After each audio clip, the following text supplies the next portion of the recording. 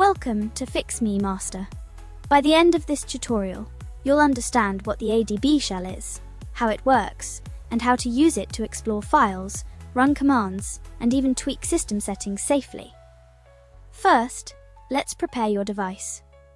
Open Settings on your Android phone, go to Developer Options, and enable USB debugging.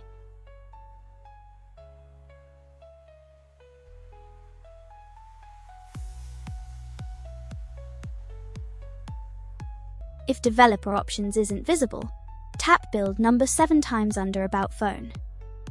Once enabled, connect your phone to your PC using a USB cable. Select File Transfer Mode and accept any USB debugging prompts. Now, open a terminal or command prompt on your PC and confirm your device is connected by typing ADB devices. You should see your device listed. If prompted on your phone, tap Allow to authorize the connection.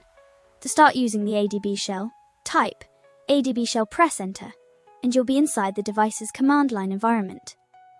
This gives you direct access to the Android operating system, similar to how you might use a terminal on a Linux machine. From here, you can explore the file system, check system processes, and run commands that aren't normally accessible through the Android interface. Let's go through some basic commands. To see the files on your device, type ls SD card. This will list all files stored on your internal storage. You can navigate directories using CD, for example, CD SD card download, and then list files again to see what's in that folder.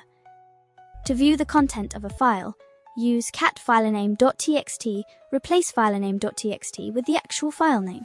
This is useful for reading log files or text documents without opening them on your phone.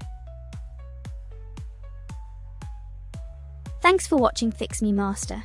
Stay tuned for more tutorials to help you master your Android device efficiently and safely.